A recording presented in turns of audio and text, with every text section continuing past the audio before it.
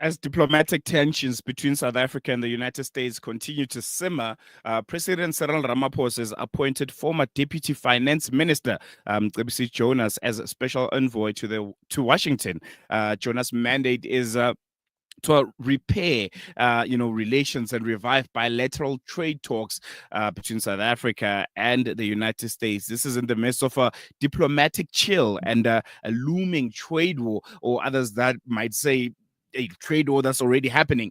However, the appointment is already drawing some kind of controversy. A resurfaced clip from a 2020 Ahmed Kathrada Foundation lecture when Mcebisi Jonas referred to then President Donald Trump as a racist and a homophobe has now cast doubt over his ability to successfully carry out this mission.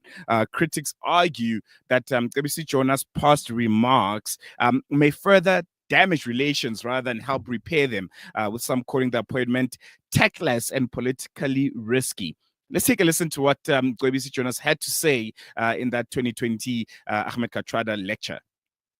Right now, the U.S. is undergoing a watershed moment, with Biden the certain winner in the presidential race against the racist, homophobe Donald Trump. How we got to a situation where a narcissistic right-winger took charge of the world's greatest economic and military powerhouse is something that we need to ponder over. It is something that all democracies need to ponder over. Yeah, that's it. That's what he had to say.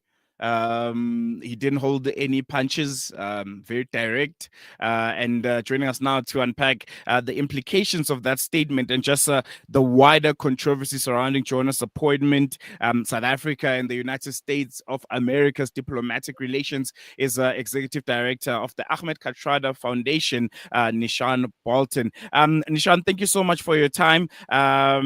Were you present at that lecture where Mcebisi Jonas made those remarks? What is your reaction to the resurfacing of this clip? And do you believe it compromises his ability to serve as a credible envoy to Washington? Now, good morning and greetings to your listeners. You're asking three questions in that short space of time. I was present at the lecture. We hosted it. If you see the entire recording of that, you will see me present. I think what is important is to understand that the time. At that point in time, Mcebisi Jonas was a private citizen, had no government responsibilities, and unlike his current designation, could speak his mind freely. So therefore, any comparisons between him and the Ambassador Rasool, I think misses the mark in not understanding the different positions at the time when they made these statements. This is 4 years ago, when Biden was coming into office. So I think that it's a stretch. If you look at many of the people in President Trump's cabinet, they have said even worse things about him. So if we purely have to go on what people have said about Trump and his supposed reaction to them, then many of those people would not have had a place around him. So I think the various critics in South Africa who have jumped onto this, in a way, I think are sensationalizing something beyond what it might be, because we don't know what the American response to Mcebisi will be. And bear in mind, he is not a diplomat. He's not the ambassador. He is being asked to do a particular task that might encompass diplomatic work, but fundamentally deals with trade and bilateral priorities between South Africa and the USA. So I'm not too sure whether all of the diplomatic protocols that would apply to somebody within the diplomatic sphere necessarily applies to Mcebisi as well. Mcebisi Jonas himself has admitted that there are no quick fixes to this fractured relationship between South Africa and the US.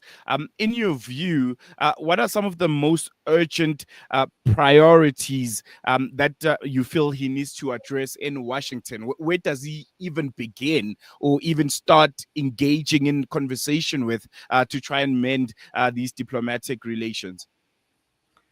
Well, I think the starting point will be to engage with the U.S.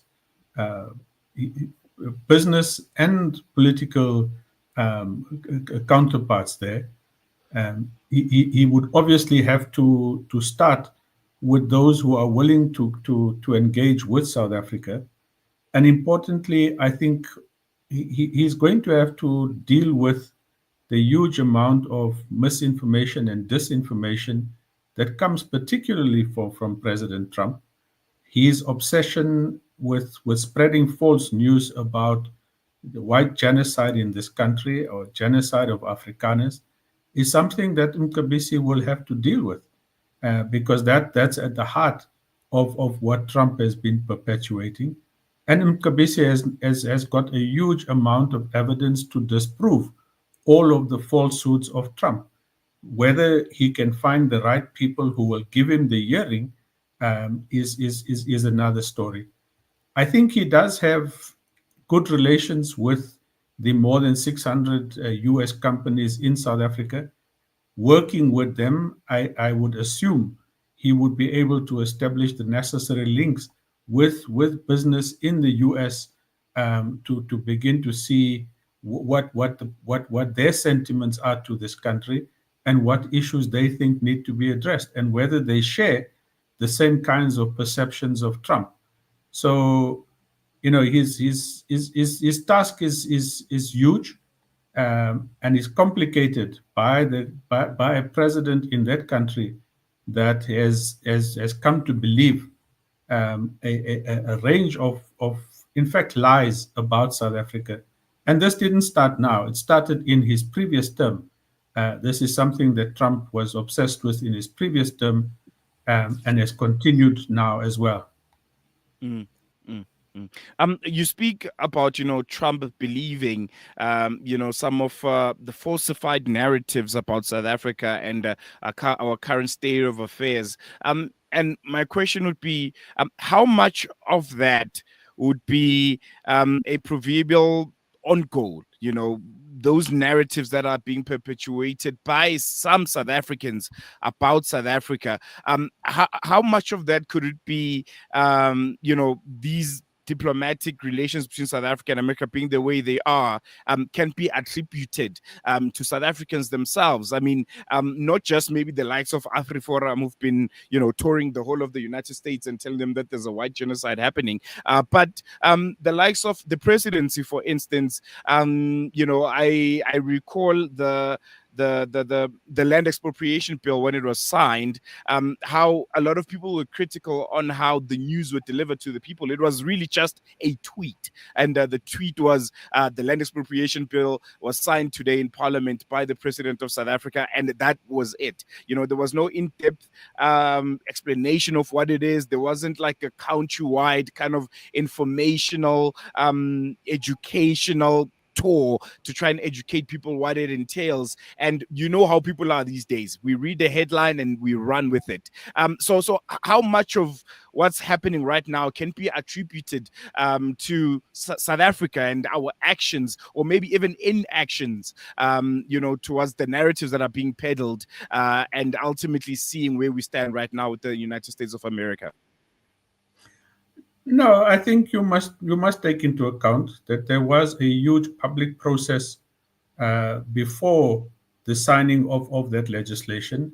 There were significant deliberations in Parliament itself. Parliament then voted on this legislation, and if essentially it was done in the previous term of Parliament. So I'm not sure whether there was much else that the president could do besides sign off the legislation that he was compelled to sign off, unless he fundamentally disagreed with it. The communication of that legislation is not necessarily that of the president only. but would have been the responsibility of every member of parliament. Um, I do think even if we had the best possible public awareness campaigns ever, you would still have found the same narrative, because that's the narrative of those who have opposed this legislation and also opposed it on points that were not accurate, and who have themselves peddled this notion of white genocide. So I don't think that there's a significant own goal. I think it's really the intended consequences of those who've opposed the legislation, and in my view, those who've opposed transformation in this country for the last 30 years.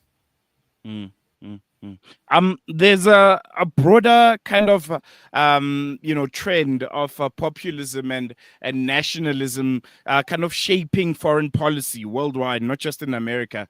What kind of balancing act does a country like ours, a country like South Africa, with strong and moral, constitutional commitments, have to play in the space, in this changing world that sees, populists and nationalists being in the forefront of leadership, essentially?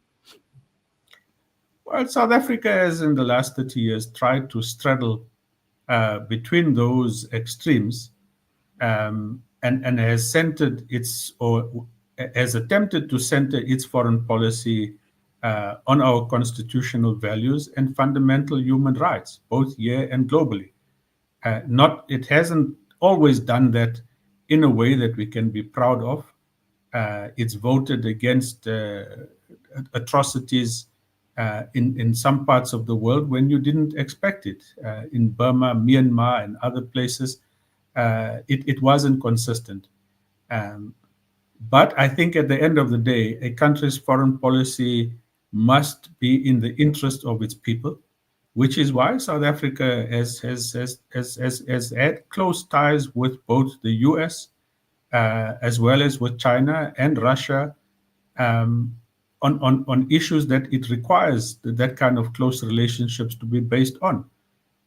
It's not an easy road to walk, especially when global multilateralism is breaking down, and you have this rise of almost authoritarian states, and I would say that America is moving in the same direction. So South Africa is going to have to balance up who it relates with, and how it builds global consensus on specific things. Its current G20 role, I think, is going to be an indicator of its ability to build consensus on particular agenda issues and how it will champion that. This is going to have an impact on BRICS likewise, because BRICS partners, Russia and India, have their own relationships with the US, and the US has made it clear that it really doesn't like BRICS, and again spreads a falsehood of BRICS wanting to introduce a new global currency. So our foreign policy will have to straddle all these complications, but fundamentally will have to do what is in the interest of South African people. I think we're going to leave it on that note. Neeshan Balton, Ahmed Kathrada, Foundation Executive Director, thank you so much for joining us and giving us your insights and input. Hope to chat to you again in a not so distant future. Thanks for the opportunity, always. There you go, Neeshan Balton, Ahmed Kathrada, Foundation's Executive Director. And yeah, what do you think? Do you think Mcebisi Jonas blew SA's shot, diplomatic kind of sorting out the shot with the United States before it even began? If you saw that video, yeah, man, it's I don't know. I think right now it's just to wait and see that even the Americans are going to give him a time of day. Are they going to listen to him? Are they going to appreciate the evidence that is going to be bringing with him from South Africa to the United States to kind of dispel some of the false narratives that are being peddled about our country. And again, how much of responsibility do South Africans have, us as citizens of this country, to push that agenda also, to show the world, to show the United States of America that you are being lied to? Granted, South Africa has problems like any other country in the world. We have an issue of crime, which is, I think, top of the agenda. Everyone is worried about. It affects all of us. Doesn't matter you black, you white, you Indian, you colored. As long as you're in the borders of South Africa, you are in some way, shape, or form affected by crime. It doesn't just affect one demographic; it affects all of us. How do we further push that agenda, whether it's online, whether it's on spaces like this, or whether it's talking to foreigners? Because if there's one thing I realized, particularly in the last few years about us South Africans, is we we've lost a bit of pride in being South Africans. There was a time where a South African would never speak bad about their country when there's a foreigner around. You protect the dignity of South Africa, especially when speaking to foreigners. But lately, when I'm in spaces where there's people from Europe, from America, and you have South Africans around, and you'd hear first thing that South Africans will tell you, yeah, beautiful country, but hey, the crime, hey, so bad here, the economy, the ANC, blah blah blah blah. And I think it's narratives like that. There are people from other parts of the world that have been around, who would never tell you any negative thing about their countries.